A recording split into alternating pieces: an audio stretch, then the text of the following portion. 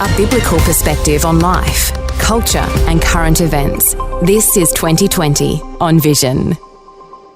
As you know, Tasmania is off to the polls this weekend, and 2020 will be coming to you live from Hobart on Friday with an election preview. We'll be broadcasting from St David's Cathedral, one of the most historic churches in Tasmania. And we'll welcome a panel of election commentators bringing insights into the unfolding election. Well, some insights today from Mark Brown, who is a former Australian Christian Lobby State Director for Tasmania. But this week, he is standing as an independent in the seat of Bass. Bass is on the northeast coastal region of Tasmania. Mark Brown, a special welcome along to 2020. Thank you, Neil. It's great to be here. Mark, a snap election in Tasmania. Do you think the snap election took most Tasmanians by surprise? I don't think so, Neil. I think people saw it coming a fair way off, simply because they could see that the two Liberals who went into the independent space were putting pressure on the government, and it was looking at over a number of months as though that relationship wasn't going to last. So I don't think it was completely unexpected, but I think a lot of people are very glad, to be honest, that it's a short run up to the election, because as we know, it's very easy to get overawed with it all very quickly. And so I think people are very happy that it's short. And of course, short election campaign, as you say, the big winners are the people because they don't have to endure a long, drawn out and tedious campaign. You, though, you're standing as an independent. I guess there's some sort of, you could have been taken by surprise. No doubt the Rockcliffe government wants to make the most of having just a short campaign. Yes, well, it was certainly a surprise in the sense that God's call for me to actually stand was a very short thing. I was sitting with my pastor and we were talking about the needs of the state and needing to bring some balance into policies, and one thing led to another, and I ended up putting up my hand, which I've certainly considered in the past, but it's very different being on the other end of a forum where I've obviously in the past run a candidates forum to get our views across from the candidates, but I was on the other side of that over the last week or two, and so it's been good. Okay, what are the biggest issues that you're campaigning on, or that the people that you've been door knocking and doing your campaigning, what are the biggest issues that are attracting attention? Well, the top three, which are probably similar across the country, are health, housing and cost of living pressures. And we've got a very ageing population here in Tasmania, and a lot of very bad indicators in terms of some of the more common diseases like cancers, etc. So there's a huge, unrest in terms of waiting times for elective surgery, waiting times to see specialists, and even in the emergency departments, I think the average wait time is about 9 hours. And so this has been going on for many years. And the people I talk to, those are the three key areas. Housing is a huge issue because we've got over 4,000 on state housing waiting lists. We've got vacancy rates very low, particularly in Hobart. I think it's like 0.7%, and I think it's just over 1 in Launceston. So there's very hard to get into the rental market, very hard to get state housing if you're on that list. And so what we're seeing is an overflow of people needing to live on the streets pretty much. So across from where I live in Launceston, there's basically a tent city that's formed because people have got nowhere else to go. And going and talking to them and hearing their stories, it's very sobering because a lot of them are just average Joe blogs, some of them families, and they can't compete in this market for housing particularly. And when you've got a tent city, in some sense, that's the definition of a crisis point. Is it just Launceston, or are there other towns, cities, communities throughout Tasmania that are dealing with the same sort of issue that you're aware? Yeah, it is right around Tasmania, Neil. And so this is my main focus on my campaign, is to say the priorities need to be obviously those things, housing and health and lowering cost of living pressures.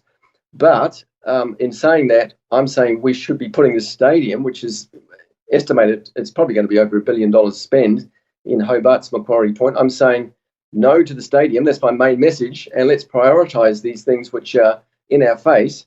And so I'm saying it's the wrong time and it's the wrong place, because Macquarie Point's got a lot of significance to the cultural Indigenous community, the convict community, because that's where the first connection with Lieutenant Governor Collins happened at that point, and also right next door, the RSL. They've got their cenotaph there, and it's right next door. It's a very sensitive area in Macquarie Point, which is on the waterfront in Hobart. So I'm saying wrong time, wrong place, and it's a wrong priority. Is this a divisive issue around the stadium? Because, we're only a day or two away from the official launch of a Tasmania AFL team. There can be some national pride or some state pride in a team like that, colours and logos and memberships and such things. But the actual stadium itself, is this a contentious point? Is Tasmania divided over the stadium? It is very divided, and it's sad, but there's always been a north-south divide, and this is just, in my view, it seems to be accentuating that.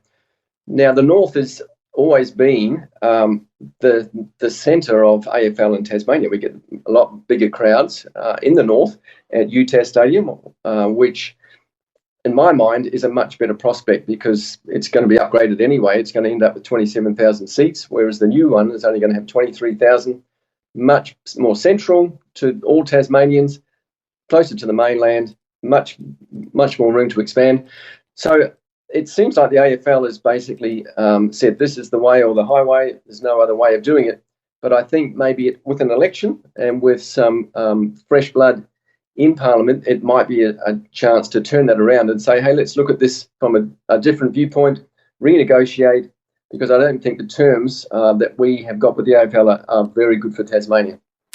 Mark, let me ask you about some of the contentious issues around Christians and voting in Tasmania, because there's all sorts of moves around parental rights, around the thought that, Christians can be criminalised, parents can be criminalised, around issues of sexuality and gender and such things. Have you been campaigning on some of those issues? Have you been getting any feedback from Tasmanian residents? Well, the average person in the street, it's not a contentious issue. Many of them are not even aware of it. But like I said, most of the issues that I've been focusing on are health and cost of living and housing. But certainly the conversion bill, which we have got before our Parliament, and we're seeing other states like Victoria have already gone ahead that way, in my view, they are dangerous bills. They squash the freedom of speech, freedom of conscience and religion, and they also reduce the level of choice that people have when they're seeking help and seeking to negotiate some of the difficult questions they have, particularly in young people as they're growing up. So I think it's a negative thing, and I've said in the different forums that I've been involved in, I've said I'd want to see that squashed. I think we're heading in a dangerous direction because, I don't think it's good for individuals. I don't think it's good for society. Now, you're standing as an independent. Let me just ask you for your honest, objective viewpoint, perhaps, maybe not taking favourites both sides. You've got Premier Jeremy Rockcliffe, you've got Opposition Leader Rebecca White. Are they popular amongst the people you're talking about? Are there some strengths or weaknesses you can identify? From what I'm hearing, and again, this is objective, I'm not putting my 2 cents in here, but I think there is a bit of people have their noses out of joint with the major parties. And so I think the independents, the minor parties are going to do very well in this election. I don't think the Liberals will be able to form a majority government, so they will need to find somebody else to serve with, and that will either be minor parties or independents. Now, obviously, I'd hope one of those would be me. In the natural, my chances are very slim. First time I've actually ever put my hand up. My profile is not huge. It might be fairly good in the Christian community, but in the general community, not so. But again, I'm following what I believe is the Lord's call. I would certainly not put my hand up if I didn't feel the Lord giving me direction to do so. So My campaign has been very different because I've had one message, no stadium, and nobody else has had a message on their signs or their publicity like I have. So I suppose I stand out in that way and taking that single issue simply because there was no time to really focus on multiple issues when you've only got a month to campaign in. There's been a bit of research that's been going on from Christian organisations who are interested in identifying where candidates and where parties stand. What have you been recommending to Christians to inform themselves about how they might cast a vote on Saturday? Yeah, so Neil, there are, as always, very good websites to go and get information on parties, but also on individual candidates as well. So I suppose the easiest thing I would suggest is to go to christianvalues.org.au. They've got a PDF that you can print off, and that gives you a bit of an overview of where the parties sit on different issues that are important to Christians. But then at the bottom of that form, there's also some links to a couple of other websites. One is Vote Wisely, which Sharon Cousins has put together, and also the ACL Tas Votes website. And they go more into detail into individual candidates and where they sit on specific issues that they've asked in a survey. So if you stick with christianvalues.org.au, you'll get the whole three of them in that PDF that they've got on that website. So that's what I would suggest. So for Christians in Tasmania looking for a little bit of guidance around parties and candidates, christianvalues.org.au and also the ACL site, tasvotes.org.au, and then there's the Vote Wisely site. Just good getting your insights here. Mark Brown, former Australian Christian Lobby State Director for Tasmania, standing as an independent in the seat of Bass on the northeast coastal region of Tasmania. Mark Brown, thank you so much for your insights today on 2020. Thanks, Neil. It's been great to be with you. Thanks for taking time to listen to this audio on demand from Vision Christian Media. To find out more about us, go to vision.org.au.